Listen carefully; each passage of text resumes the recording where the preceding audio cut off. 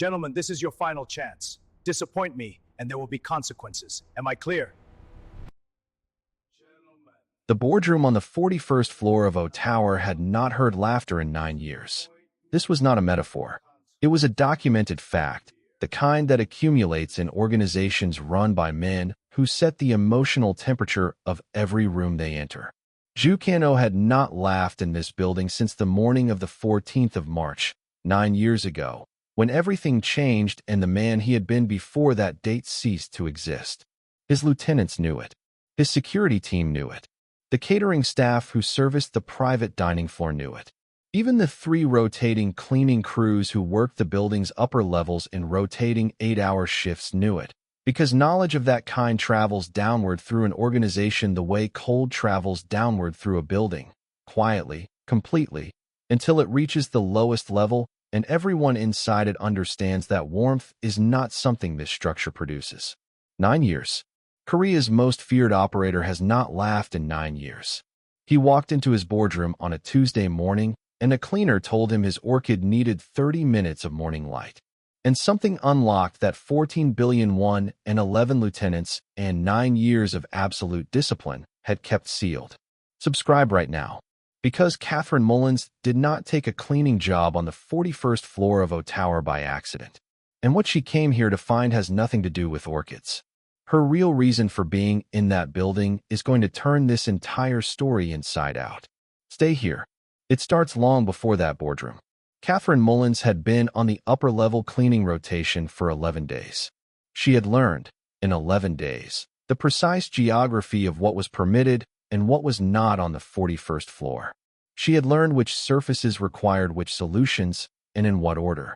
She had learned that the East Corridor was never to be cleaned while Jukan's morning briefing was in progress, and that the boardroom was available between 7 and 8 a.m. before the day's operations began, and that the correct response to encountering any of the senior staff was to become as close to invisible as her equipment and her presence in the corridor allowed.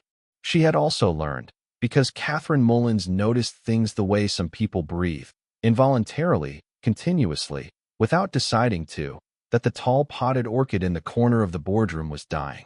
Not dead, dying. There was a difference, and the difference mattered, and on the morning of her 12th day, she did something about it.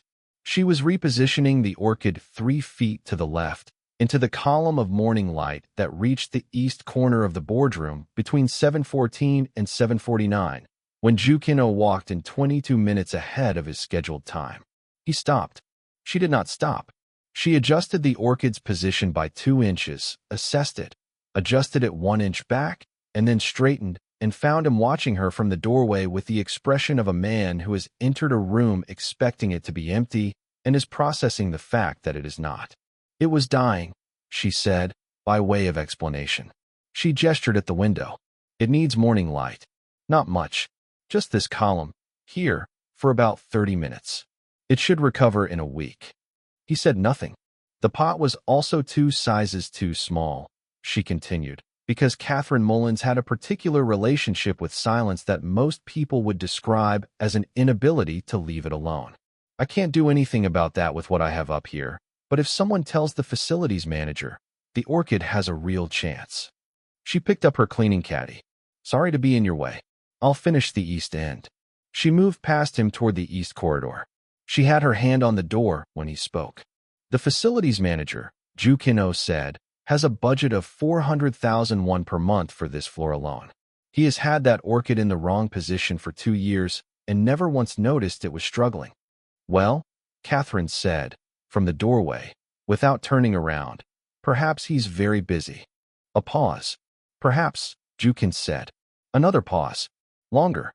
And then, from the doorway of a boardroom that had not produced the sound in 9 years, from a man whose face had not arranged itself into the shape required to produce it since the 14th of March a decade ago, came something that started small and precise and ended in a way that surprised the man producing it as much as it would have surprised anyone watching. He laughed, not loudly, not for long, but completely. The way a person laughs when something has genuinely caught them off guard and the reflex is too fast for their control to intercept it. Catherine Mullins walked out into the east corridor and did not look back, because she had been startled herself and was not ready to show it. Behind her, in the boardroom, Ju Kan-oh stood alone for a long moment with the unfamiliar sensation of his own face. At 8 o'clock, his three most senior lieutenants arrived for the morning briefing. They found him at the head of the table. They found the orchid in the corner, moved 3 feet to the left. And they found, on the face of the man they had served for 9 years without once seeing it, the residual trace of something that none of them had a current frame of reference for. Seo-jin, the eldest of the three, sat down slowly and said nothing. But he filed it. He filed it with the particular attention of a man who understands that in an organization calibrated entirely around one person's emotional temperature, a change of any kind is the most significant operational development of the year. He was not wrong. To understand Ju Kan-oh in the present, it was necessary to understand the architecture of his absence. He had not always been closed. There were people in Seoul who remembered him differently. A handful of men from his early years in the organization, now senior and cautious, who occasionally referenced in carefully private conversations a version of Ju Kan that had existed before the 14th of March 9 years ago. A man who had been precise but not sealed, controlled but not cold, who had, by all accounts, possessed a quality of warmth that he administered selectively and strategically, but that was real. The warmth of someone who had not yet learned that warmth was a liability. The 14th of March had taught him that lesson with a specificity and a permanence that no subsequent experience had managed to revise. On that day, 3 things happened. A deal that Ju Kan had spent 14 months constructing collapsed in a single morning meeting. His most trusted lieutenant of 6 years was revealed to be the architect of its collapse, having negotiated a private arrangement with a rival network in Incheon. And the woman Ju Kan had intended to marry, who had known about the betrayal for 3 weeks and had chosen not to tell him, for reasons she had explained in a letter he had read once and destroyed, left Seoul on an 11 o'clock flight to London and did not return. 3 losses in a single day, each one significant alone. Together, they constituted something that reorganized the fundamental operating architecture of the man who survived them. He rebuilt the deal. He removed the lieutenant with the cold efficiency that the situation required. He did not pursue the woman, because Ju Kan-oh had a code, and the code said that a person who chose to leave was exercising a right he had no authority to override. What he could not rebuild was the version of himself that had existed before 8 a.m. on the 14th of March. That version had trusted completely. It had laughed when something was genuinely funny. It had allowed people close enough to cause damage. It had been, in the clinical assessment Ju Kan applied to himself in the weeks that followed, insufficiently protected. He protected himself. 9 years later, O Tower rose 41 floors above the Jongnyo district of Seoul as the legitimate face of an organization that controlled more of the city's commercial infrastructure than most of its residents understood.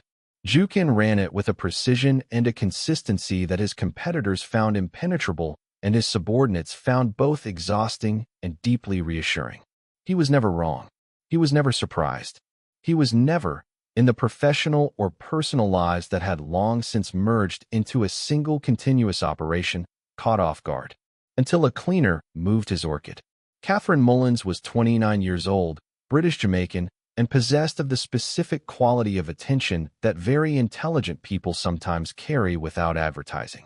She had a first-class degree in biochemistry from King's College London, which had nothing to do with the cleaning caddy she carried onto the 41st floor of O Tower every morning, and which she had not disclosed to anyone in the building's employment records, because Catherine Mullins had learned long ago that the information people did not have about you was frequently more useful than the information they did. She had not come to Seoul for the cleaning work. She had come for the man who owned the building, and for the answer to a question that had been sitting unresolved for 9 years, in the same drawer where she kept the letter her older sister had written from a Seoul address and never finished. Catherine had applied for the cleaning position through a commercial facilities company that held the service contract for O Tower's upper levels. The application had required a background check, a reference from a previous employer, and a 40-minute induction session during which a supervisor named Mr. Beck had explained, with the careful exhaustiveness of a man who had lost staff to careless protocol violations, the specific rules governing work on floors 38 through 41. The rules were: no photography, no personal devices on the upper floors, no conversation with building occupants beyond what was directly operationally necessary, no deviation from assigned areas without written authorization, and under no circumstances was any staff member to enter the 41st floor boardroom while it was occupied. Catherine had listened to all of it with the attentive expression of someone who intended to follow every rule she agreed with and had her own views about the rest. The work itself was straightforward. The upper floors of O Tower were maintained to a standard that reflected the building's purpose. Every surface communicating order, permanence, and the specific authority of a place where significant decisions were made and were expected to appear to have been made without effort. Catherine was good at the work.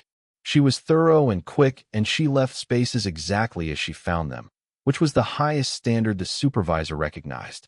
What she was also doing, across her first 11 days, was learning the building, not its layout.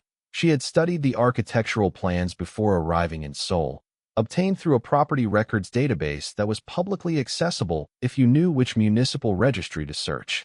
She was learning its rhythms, the times of day when the corridors were occupied and empty, the pattern of Ju-Kan's movements through the upper floors, which she mapped with the care of someone who needed to understand where he was in order to avoid him, or eventually, to not avoid him. She had not planned on the orchid. The orchid was simply true. It was dying, the light was available, and Catherine Mullins was constitutionally incapable of walking past a preventable problem without addressing it. This was not a professional quality. It was a personal one, installed by her mother, who had raised her daughters in a South London flat with the foundational conviction that the world was divided into people who noticed things that needed doing and people who didn't, and that the former were the only ones worth being. So she moved the orchid. And Ju-Kan walked in 22 minutes early and laughed for the first time in 9 years at something she said about a facilities manager being very busy. She thought about this, on the tube equivalent of the Seoul Metro that evening, for longer than she intended to. Not about the laugh itself, about what had produced it. She had not said anything particularly funny. She had said something honest with a mildness that she used when she was making a point she didn't feel the need to press. And he had laughed not because it was clever, but because it was true and delivered without any awareness of who he was and what his reaction was supposed to be. She had not known how to be aware of who he was, precisely because she had spent years constructing an idea of who he was from the outside, from documents and records and her sister's unfinished letter, and the man who had stood in that doorway had not matched any of the constructions. He was quieter than she had imagined, and more careful, and when he laughed, briefly, completely, before he caught himself, he looked, for that single unrepeatable second, like someone she had not expected. She put this away. She had not come to Seoul to be surprised by Ju-Kan. She had come for a specific purpose. She would remain focused on that purpose. She lasted 4 days before the orchid required a second intervention. The 4 men who formed Ju-Kan's inner operational circle had a name for the period since the 14th of March 9 years ago. They called it, in the private shorthand of people who worked closely enough with someone to develop a language about them that was never used in their presence, the long winter. Seojin had named it. He was the eldest lieutenant, 53, with the weathered precision of a man who had spent 3 decades in organizations where reading the temperature of a single person was a survival skill. He had been with Ju-Kan since before the 14th of March. He was one of the few people in the organization who held a before and after in his memory and could therefore measure the distance. The distance was significant. Before, Ju-Kan had been precise but permeable. His doors, literal and figurative, had been openable. He had eaten dinner with his senior staff occasionally, not as performance, but as genuine preference. He had asked questions about their families with an interest that was real. He had, on 3 occasions that Seojin could recall exactly, laughed at things that were genuinely funny with the complete, unguarded quality of a man who had not yet learned to monitor his own reactions. After, the doors closed. Not visibly. Ju-Kan was too controlled for visible closure. But the permeability was gone. The questions about families continued because they were useful intelligence, and Ju-Kan understood that people performed better when they believed they were known. But the quality behind the questions had changed. It had become operational rather than genuine, and his senior staff, who were perceptive men, had felt the difference without being able to name it. The long winter. C.O. Jean had filed the boardroom moment on the morning of Catherine's 12th day with more significance than he showed. He had noted the moved orchid. He had noted the specific residual expression on Jukan's face. He had made, in the privacy of his own assessment, a connection between the two facts and had spent the remainder of the day establishing, through careful and entirely deniable inquiry, who was on the 41st floor cleaning rotation. Catherine Mullins, British national, 29. 11 days on the upper-level rotation. No prior flag on the building's security assessment. He ran a deeper check, quietly, using resources that did not appear on the official building operations record. What the deeper check returned was interesting. Catherine Mullins had a degree in biochemistry from King's College London. She had worked for 2 years at a pharmaceutical research firm in Zurich before leaving without a forwarding position. She had arrived in Seoul 14 months ago. She had been in 3 different employment positions in 14 months, each one brief, each one in buildings or organizations that had a specific thing in common. C.O. Jean looked at the list of organizations for a long time. Each one had, at some point in the last 9 years, had a connection to the events of the 14th of March. He sat with this information. He did not bring it to Jukan immediately, because C.O. Jean was a man who understood that the order in which information was delivered was as important as the information itself. He needed to understand more about Catherine Mullins before he decided what to do with what he was beginning to suspect. In the meantime, on the 41st floor, the orchid continued its quiet recovery in its column of morning light. And Jukan, who had spent 9 years in the long winter, found himself arriving at the boardroom at 7 a.m. on 3 of the next 5 mornings. Not at 7:22, which was his established time. At 7. Precisely. With no operational reason, he was prepared to examine. Korea's most feared operator is arriving at work 22 minutes early to be in a boardroom where a cleaner might be repositioning his plants. He has not smiled in 9 years. He has been in that boardroom at 7 a.m. 3 times this week. His most senior lieutenant is quietly running a deep background check on the woman responsible. The orchid, for what it is worth, is doing beautifully. Subscribe and stay right here, because what C.O. Jean finds in that background check is going to change every assumption you have made about why Catherine Mullins is in this building. Her sister's name was Adiz Mullins. She had been born in Lagos to a Nigerian father and a Jamaican mother who had eventually settled in South London.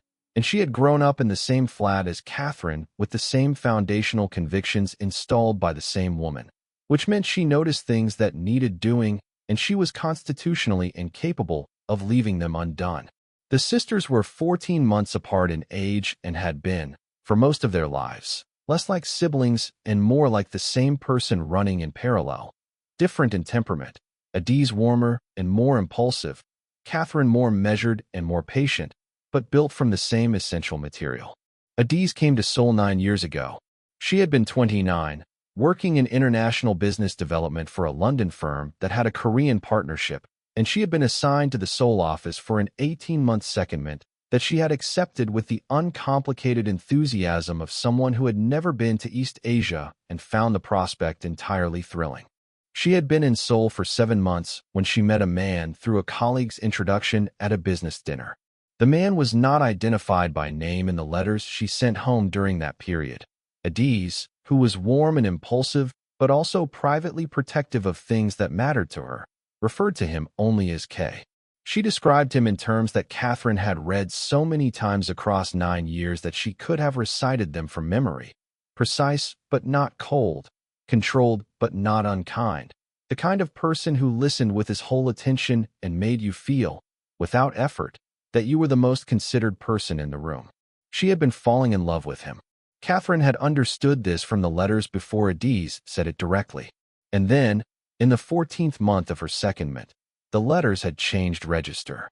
Something had happened in Adiz's professional world that had put her in possession of information she hadn't sought and didn't know what to do with.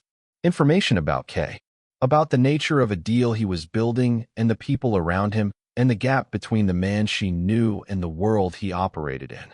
The last complete letter was dated the 11th of March, 9 years ago. It said, "I have to make a decision about what to do with what I know. I have 3 days to think about it. I will write when I have decided." She had never written again.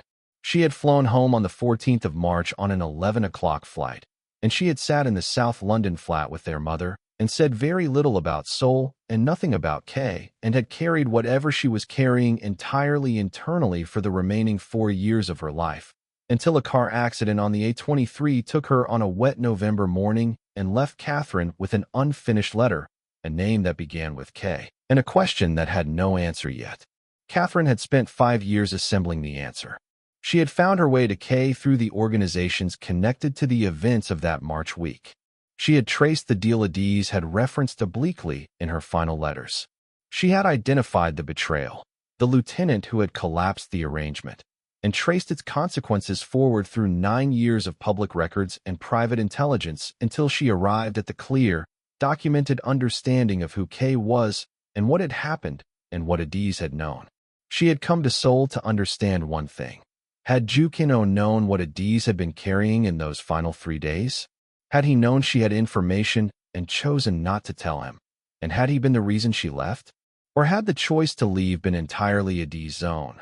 Grief and conflict and the impossible position of a woman who loved someone and could not reconcile what she knew about his world with what she felt about him? The answer to that question was the difference between two completely different stories about her sister's final years in Seoul. Catherine needed the right one. She needed to look at Ju Kin-oh from close enough to understand, and she needed to do it without his knowing who she was, because a man who had been betrayed once by someone he trusted would never be honest with a person who arrived through the front door carrying her sister's name. So she arrived through a service entrance, with a cleaning caddy and a biochemistry degree she hadn't disclosed. And she looked. What she had not expected was the orchid, or what the orchid would produce, or the way the man who ran the most feared organization in Seoul had looked for one single unrepeatable second, like someone who had been waiting a long time to find something genuinely funny. It began with the orchid and it continued, with a gradual inevitability that neither of them named or examined too carefully, through a series of early morning exchanges that accumulated into something that did not have a category in the operating manual of either person involved. The second morning, he arrived at 7 and she was finishing the East Corridor. He walked through the boardroom and paused at the orchid and said nothing, which she understood as the specific acknowledgement of a man who did not say thank you easily, but was registering that it was owed. The third morning, she was cleaning the conference room adjacent to the boardroom, and he appeared in the doorway and said, without preamble, "The facilities manager has ordered a new pot." "Good," she said, without looking up from the table she was polishing. "I told him the orchid needed it," Ju Kin said. "How did he take that?" Quietly, Ju Kin said, "He takes most things quietly when they come from me." "That must be convenient," Catherine said. Another pause, the kind that had a shape to it. "It has its limitations," he said. She looked up at that. He was already moving on down the corridor. The fourth morning, he brought coffee. 2 cups, from the private machine on the 41st floor that the cleaning staff were not supposed to use. He set one on the conference room table where she was working and took the other to the boardroom. He offered no explanation. She asked for none. She drank the coffee, which was very good, and continued working. By the 8th morning of this pattern, Seo Jin had noticed. He had not said anything to Ju Kin because Seo Jin was, above all other things, a man who understood the difference between information that needed to be delivered immediately and information that needed to be held until the right moment. He was still assembling what he knew about Catherine Mullins. He was still deciding what it meant. And there was a part of him, a part that had watched the long winter for 9 years with the quiet grief of a man who had known the person inside it before the cold came, that was not entirely certain he wanted to end what was beginning. He watched instead. What he watched, across those mornings, was a specific and extraordinary thing. Ju Kin-oh in conversation with a person who had no interest in impressing him. Catherine Mullins spoke to him the way she spoke to the orchid, with directness and without performance. She disagreed with him twice in the first week. Not argumentatively, simply correctly, with the particular confidence of someone who is more interested in accuracy than in the social consequences of being right.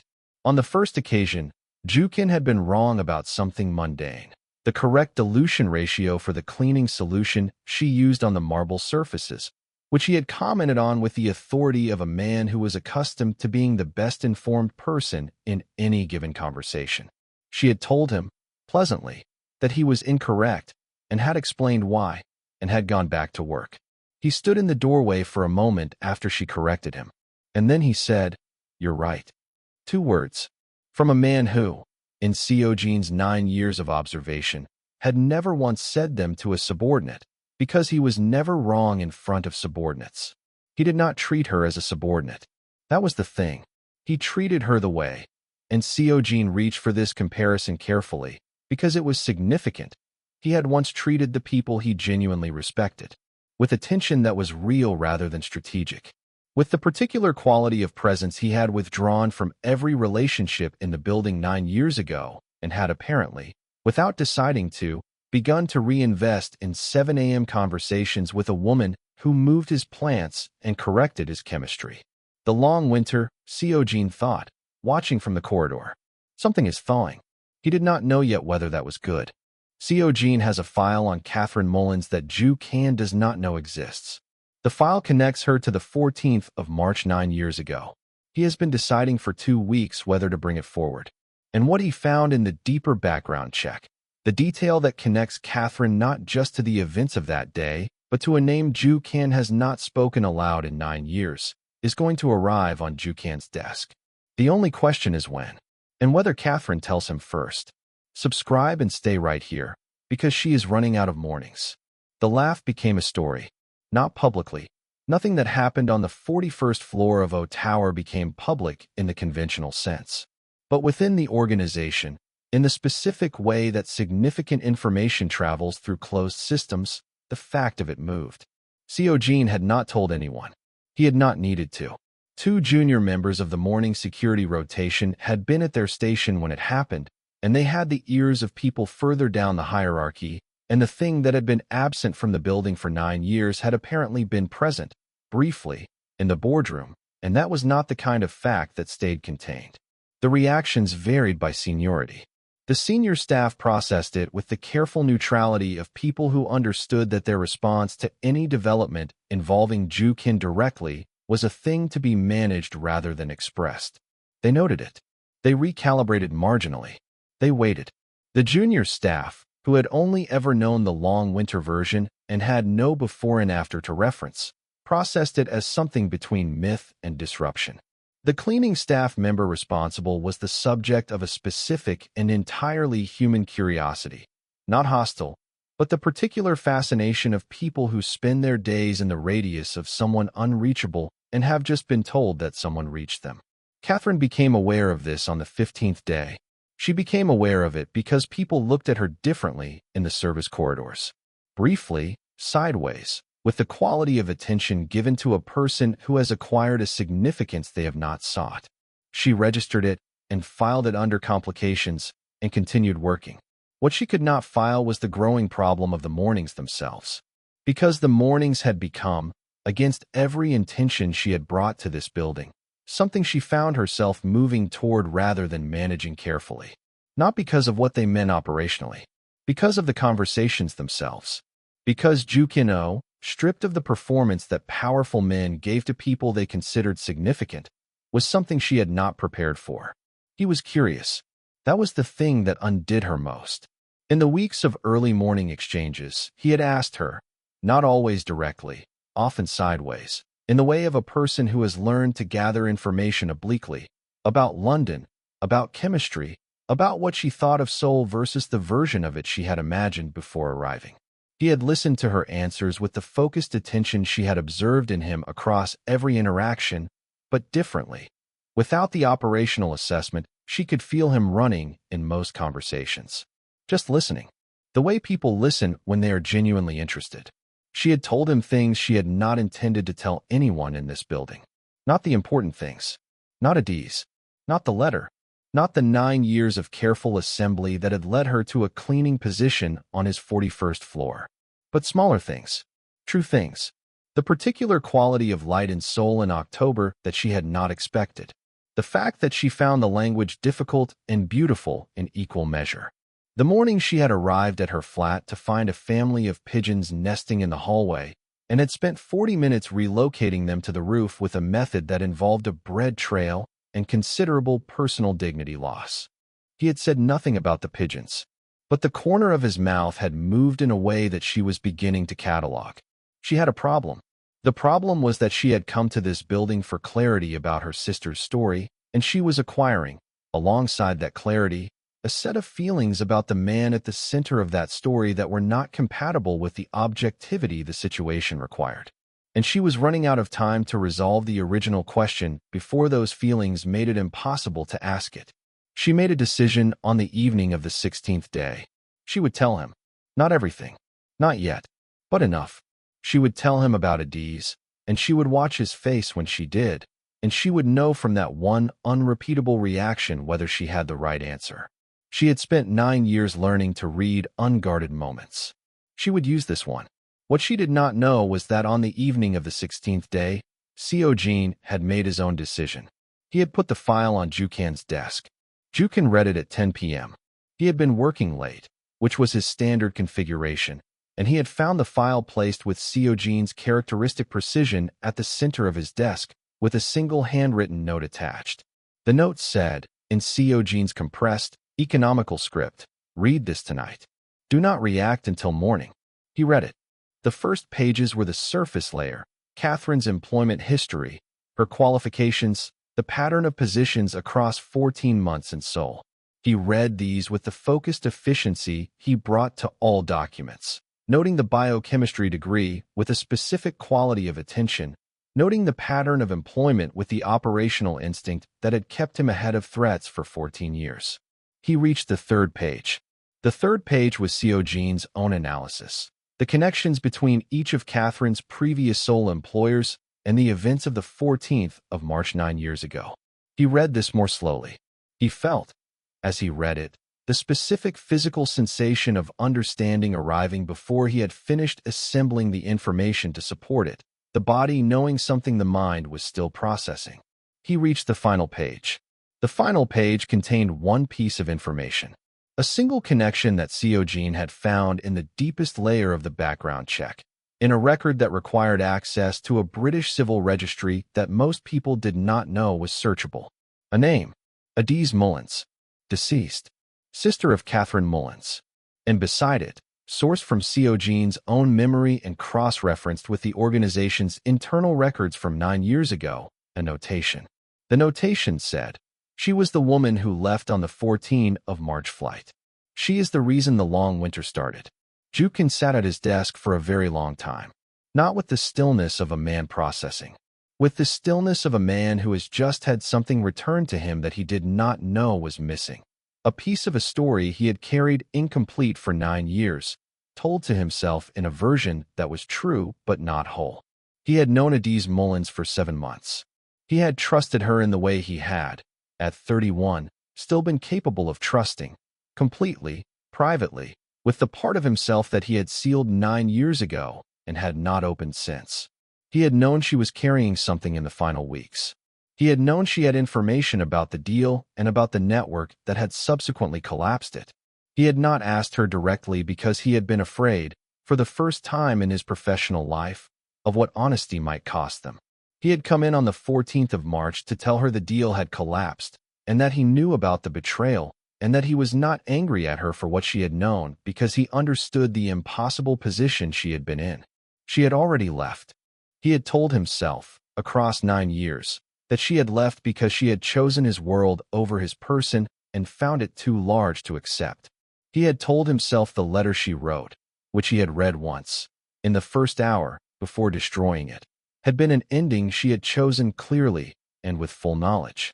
What he had not known, because the letter had been brief and because grief had made him read it with a specific kind of speed, was what Seojin's file now showed. Adiz Mullins had booked her flight on the 12th of March, 2 days before the deal collapsed, before the betrayal was exposed, before the morning that ended everything. She had not left because of what happened on the 14th. She had been leaving before it. And the reason, which she had never given him directly, and which Seojin's file had reconstructed from the fragments of her final weeks, was not what he had believed. She had been protecting him. The information she had been carrying about the deal, about the network, about the betrayal being constructed around him, had been sourced from within her own firm's sole office. One of her colleagues had been feeding intelligence to the rival network in Incheon. She had discovered this and had understood immediately that the discovery put her in a position that was dangerous for Ju Kan, not just for the deal. If she stayed and told him, she became a liability, a connection between his world and the information network that had been used against him. The people who had engineered the betrayal would have moved against her to prevent disclosure.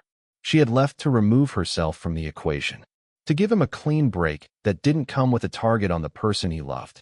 She had not told him because she had believed, with the particular logic of someone making an irreversible decision under pressure, that the cleanest version of her protection was a silent one.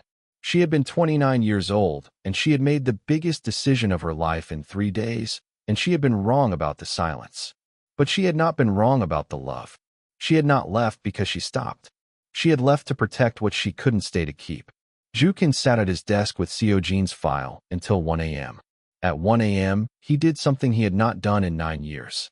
He opened the bottom drawer of his desk, where he kept the things that had no operational function, but that he had been unable to discard. There were not many. A photograph, a small ceramic dish that had sat on his kitchen windowsill in the apartment he had lived in before the 14th, and a letter, unread for 9 years, which he had not destroyed after all. He read it, properly, with the time it deserved. He understood it now in a way he had not understood it at 31, reading it in the first hour of grief and anger. He put it down. He thought about Catherine Mullins, about 14 months of moving through the organizations connected to that March week, about a cleaning caddy on the 41st floor, about a biochemistry degree and a bread trail for pigeons and a directness that had produced in him something that 9 years of iron discipline had failed to prevent. She had come for the same answer he had just found. She had needed to know whether he had known her sister was in danger and had chosen the deal over the woman. He had not. He had never known. He had read a letter once and destroyed it and built 9 years around a story that was true in its grief but wrong in its architecture. The question was whether Catherine had found her answer yet, and the only way to know was to tell her what he had just found, which meant telling her everything, which was the most exposed thing he had been asked to do since the 14th of March 9 years ago. He looked at the orchid on the conference room windowsill, visible through the glass panel of his office wall. New pot. Morning light. Recovering. He picked up his phone and sent Seojin a single message. It said, "Thank you." Seojin read it at 1:14 a.m. and permitted himself, in the privacy of his own flat, a smile that had been waiting 9 years to arrive. Catherine arrived on the 41st floor at 6:58 on the 17th morning. She had arrived earlier than usual because she had made her decision the previous evening, and she was the kind of person who, once a decision was made, did not delay its execution. She had rehearsed what she was going to say, not scripted it. She had learned that scripted conversations with perceptive people rarely survive contact with the actual person, but organized it. The essential information, in the correct order, without the parts that would make it about her feelings rather than her question. The boardroom was already occupied when she reached the 41st floor. Ju Kan was at the head of the table, not working, sitting, with the specific quality of stillness that was different from his usual controlled configuration. This stillness had a texture to it. Something had happened, or was happening, in the interior of the man at that table, and Catherine Mullins, who had spent 17 mornings learning to read the small movements of his surface, knew the difference immediately. She stopped in the doorway. He looked up. "Sit down," he said. It was not an order. It was the same register he had used in the early morning conversations, direct, without performance, carrying the assumption that she would understand the difference between a command and an invitation without it being spelled out. She sat. He placed Seojin's file on the table between them. He did not push it toward her. He placed it there as an acknowledgement. "I have this, you should know I have it," and waited. She looked at the file, at the tab on its cover, which bore her name in Seojin's writing. She was very still. "How long?" she said. CO Jean started the check on your second week, he said. He gave me the file last night. And before last night. I didn't know, he said. I knew something was different about you. I didn't examine why. A pause. I should have. Another pause, shorter. I'm not sure I wanted to. She absorbed this. So you know who I am. I know who your sister was, he said. And the way he said it, the past tense, and the quality of weight behind it, told her that he knew Adiz was gone. She had not been certain he would know this. She had not been certain anyone in this world had tracked her sister's life after Sol. She died 4 years ago, Catherine said. A car accident. She never talked about Sol. Not to me, not to our mother. She carried whatever happened here entirely on her own for 4 years, and then she was gone, and I had an unfinished letter and no ending. He was quiet. I came to find out one thing, Catherine said. She had rehearsed this. She delivered it the way she had organized it, without embellishment, directly. Whether she left because of what she knew about you and chose to protect the deal over the person, or whether she left for another reason. She looked at him. I needed to know which story was true before I could let the other one go. He looked at her for a long moment. Then he opened the file and turned to the final page and pushed it across the table. She read it. She read it twice, the way she read everything important. And she felt, as she read, the thing that happens when a story you have been living inside for 9 years reveals that one of its foundational assumptions was wrong. Not catastrophically wrong. Not wrong in a way that invalidated the grief or the love or the 9 years of needing to know. But wrong in a way that changed the shape of everything. She had come here believing there were 2 possible stories about her sister. In the first, Adiz had known about the betrayal and said nothing and left to protect herself, and the man she had loved had been incidental to her departure. In the second, she had left for reasons that were entirely unconnected to him. The actual story was a third thing that Catherine had not constructed. Adiz had left to protect him. The silence had been a form of love, imperfect and wrong in its execution, but real in its intention. She had been 29 and under pressure, and she had made the decision that seemed the most protective, and she had been wrong about the silence, but right about everything else. She protected you, Catherine said. Yes, Jukin said. She thought leaving without explaining was the cleanest version. I know. A pause. I read her letter last night. Properly. I didn't, he stopped. I wasn't able to read it properly when it was written. I understand now what she was saying. What she was doing. He looked at the orchid in the corner. She was trying to give me a clean break that didn't come attached to consequences for her. She miscalculated the silence. But the intention was clear. He was very quiet. She was a remarkable person. Catherine felt something behind her sternum that was not quite grief and not quite relief, but contained both. Yes, she said. She was. The boardroom held them both for a while. Outside, Seoul was constructing its morning in the specific, incremental way it had every day since Catherine arrived. Light first, then sound, then the city fully itself, indifferent and luminous. You moved my orchid, Jukin said eventually. The non sequitur was so precise that Catherine laughed. The involuntary, unguarded kind. The orchid needed moving, she said. Most people in this building, he said, would have left it dying rather than risk being in this room without authorization. I'm not most people in this building, she said. No, he said. You're not. The corner of his mouth moved in the way she had catalogued. You're also not actually a cleaner. I'm a very good cleaner, she said. You have a first-class degree in biochemistry, which makes me a very well-qualified cleaner. This time he didn't almost smile. He smiled.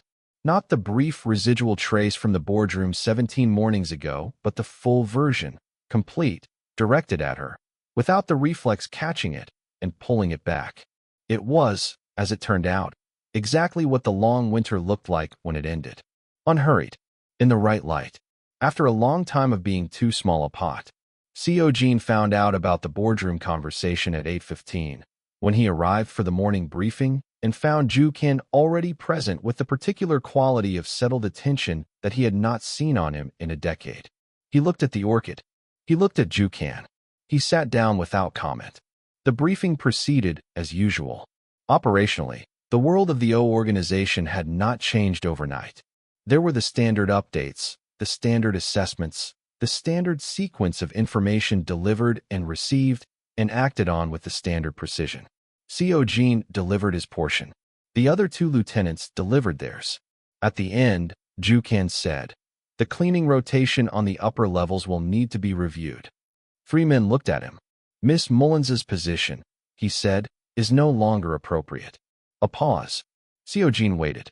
"I'd like her assessed for the research advisory role on the third floor," Ju Kan said.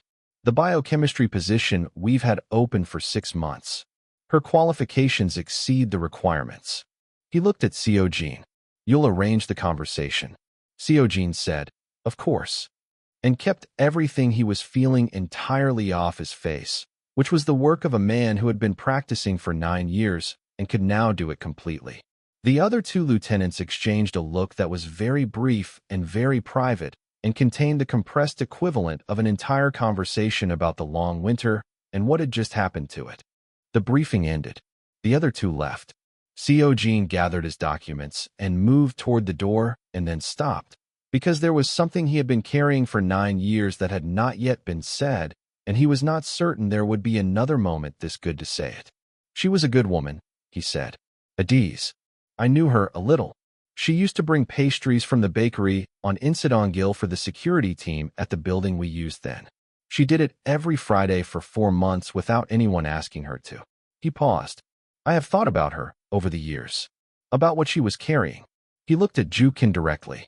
"I am glad you know the right story now." Ju Kan said nothing for a moment. Then, "So am I." Co. Jean left. Catherine was in the service corridor when Co. Jean found her.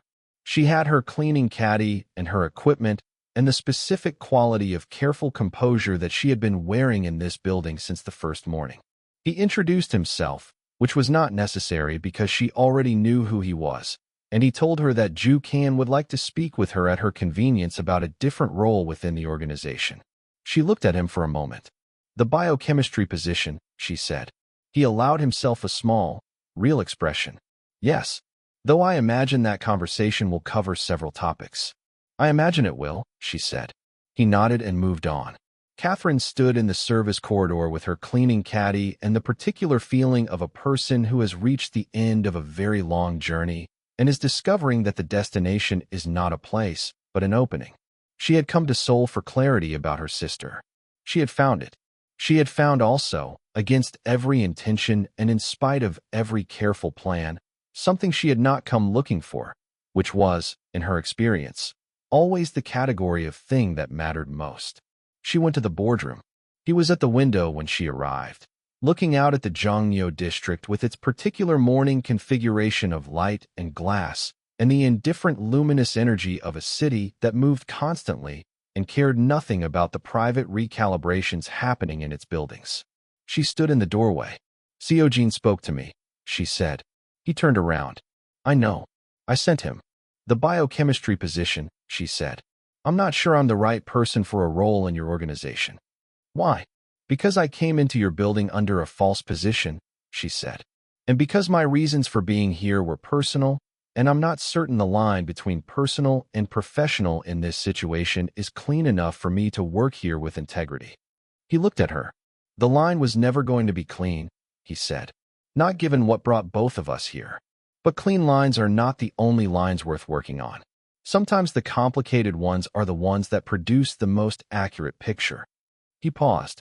"I would like you in this building because you are the best qualified person I have considered for that role, and because you notice things that need doing and you do them without waiting for permission. Those qualities are extremely difficult to find." Another pause.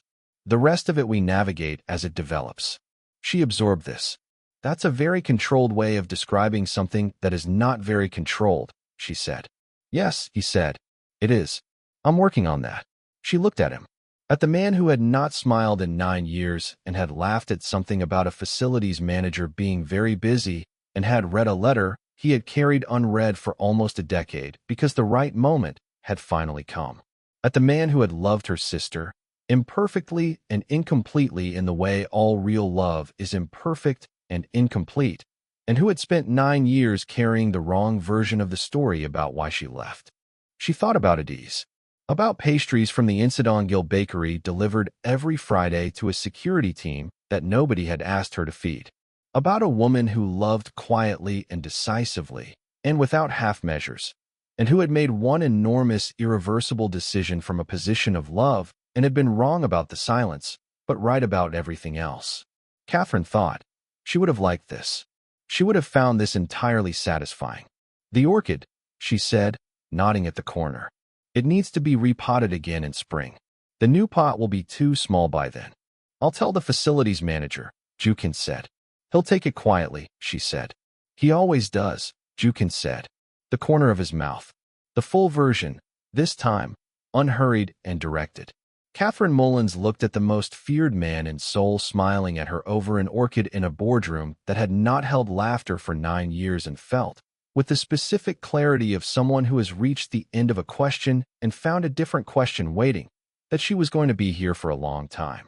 She was not entirely sure she minded. The orchid stood in its morning light, recovering. The city moved below. The long winter was over. And somewhere in the architecture of everything that had led to this boardroom, a letter unread for 9 years, a sister who left to protect something she couldn't stay to keep, a bread trail for pigeons, and a dying plant moved 3 feet to the left. Adese Mullins had managed, from a very long way away, and with no foreknowledge whatsoever, to introduce 2 people who needed each other to the version of themselves that made the introduction possible. Some things could not have been planned. They could only be arrived at. End of part 1. She came for her sister's ending. She found something her sister had already begun. The long winter is over. What comes next is something neither of them has a name for yet. 9 years. Korea's most feared operator did not laugh for 9 years. He built an empire on silence and ran it on discipline and carried a letter in his bottom drawer that he could not bring himself to read or destroy. He believed, for 9 years, that the woman he loved had left because she chose to. He did not know she left to protect him. He did not know she had a sister. He did not know that sister would arrive in his building one October morning with a cleaning caddy and a first-class degree she hadn't disclosed and a bread trail for pigeons she definitely didn't plan to mention. He laughed at something she said about a facilities manager being very busy. And 9 years of sealed doors began, quietly and completely, to open. Subscribe. Because Adese Mullins left something unfinished in this city, and her sister just found it. Because Seojin has been waiting 9 years to say the thing he said in that boardroom, and he is not finished. Because the rival network in Incheon that engineered the 14th of March still exists, and they're going to find out that Catherine Mullins is in O Tower, and what they do with that information is the beginning of part 2. And because the orchid needs repotting in spring, and Jukan has already told the facilities manager, and that is the smallest but most significant operational decision he has made in 9 years. The long winter is over. We have not shown you what the thaw costs yet. Real talk. Question 1, the laugh question. Jukan hadn't laughed in 9 years. Catherine said something completely ordinary about a facilities manager being very busy. Why do you think that specific, unremarkable sentence was the one that broke through? What was it really about? Question 2, the sister question. Adese left without explaining because she believed silence was the safest form of protection. She was wrong about the silence, but right about the love. Do you think she made the right decision, or should she have trusted him with the truth? Question 3, the file question. Seojin held the file for 2 weeks before giving it to Jukan. He watched what was developing between Jukan and Catherine and waited. Was he protecting Jukan, or protecting what he could see beginning between them? Question 4, the orchid question. The orchid had been dying in the wrong position for 2 years, and nobody noticed. Catherine noticed on her first day and did something about it. What does that tell you about the difference between the people who had been in that building for years and the one who had just arrived?